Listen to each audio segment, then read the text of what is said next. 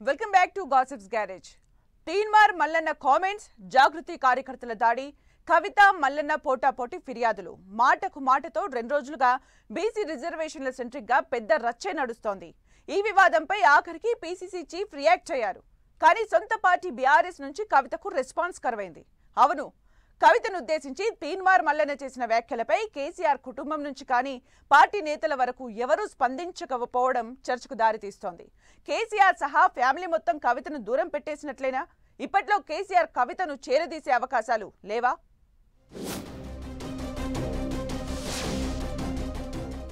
కవిత versus Mallanna episode పై BRS మౌన రాగం. BC రిజర్వేషన్ల సెంట్రిక్ గా కవితపై మల్లన్న కామెంట్స్ తో రచ్చ. కవితను ఉద్దేశించి మల్లన్న చేసిన వ్యాఖ్యలపై బీఆర్ఎస్ నో రియాక్షన్. కవిత ఎపిసోడ్ పై రెస్పాండ్ కాని కేసీఆర్, కేటీఆర్, హరీష్ రావు. కవితపై తీన్మార్ మల్లన్న వ్యాఖ్యలను ఖండించిన పీసీసీ చీఫ్. ఎమ్మెల్సీ తెలంగాణ జాగృతి అధ్యక్షురాలు కవిత, ఎమ్మెల్సీ తీన్మార్ మల్లన్న వివాదం చర్చనీయాంశంగా మారింది. ఆర్డినెన్స్ ద్వారా బీసీలకు 42% రిజర్వేషన్లు ఇస్తామన్న తెలంగాణ ప్రభుత్వం ప్రకటనతో బీఆర్ఎస్ ఎమ్మెల్సీ కవిత హర్షం వ్యక్తం చేస్తూ సంబరాలు జరుపుకున్నారు. దీనిపై ఎమ్మెల్సీ తీన్మార్ మల్లన్న స్పందిస్తూ బీసీ రిజర్వేషన్లకు కవితకు సంబంధం ఏంటని ప్రశ్నించారు. ఈ క్రమంలోనే ఆమెపై అనుచిత వ్యాఖ్యలు చేశారు. ఈ కామెంట్స్ సోషల్ మీడియాలో వైరల్ కావడంతో వివాదం చెలరేగింది. మల్లన్న కామెంట్స్ కు నిరసనగా తెలంగాణ జాగృతి కార్యకర్తలు ఆయన ఆఫీస్పై దాడి చేశారు. ఈ సమయంలో మల్లన్న గన్మెన్లు గాలిలోకి కాల్పులు జరపడంతో వివాదం మరింత పెద్దదైంది. తీన్మార్ మల్లన్నపై అనర్హత వేటు వేయాలని మండలి చైర్మన్ కు ఫిర్యాదు చేశారు ఎమ్మెల్సీ కవిత. సేమ్ టైం డీజీపీ ఆఫీసులోనూ కంప్లైంట్ ఇచ్చారు. తీన్మార్ మల్లన్న కూడా కవితపై హత్యాయత్నం కేసు పెట్టారు. ఇరు వర్గాలపై పోలీసులు కేసు నమోదు చేశారు. మల్లన్న ఆఫీస్ మీద దాడిని అందరూ ఖండిస్తున్నా కవితపై ఆయన చేసిన వ్యాఖ్యలపై విమర్శలు వెల్లువెత్తుతున్నాయి. సహచర ఎమ్మెల్సీ, అందులోనూ మహిళ అయిన కవితపై మల్లన్న వ్యాఖ్యలు సరికాదని పొలిటికల్ సర్కిల్స్ లో చర్చ జరుగుతోంది.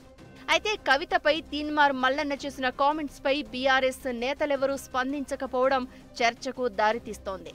చివరకు పీసీసీ చీఫ్ మహేష్ కుమార్ గౌడ్ మల్లన్న వ్యాఖ్యలను ఖండించారు. కానీ బీఆర్ఎస్ కీలక లీడర్లు ఎవరూ రియాక్ట్ కాలేదు. బీఆర్ఎస్ అధినేత కేసీఆర్ మొదలు కేటీఆర్, హరీష్ ఎవ్వరూ ఖండించలేదు. ప్రతి అంశంపై ట్వీట్ చేసే కేటీఆర్, హరీష్ కూడా కవిత వర్సెస్ తీన్మార్ మల్లన్న ఎపిసోడ్ పై సైలెంట్ గా ఉండిపోయారు.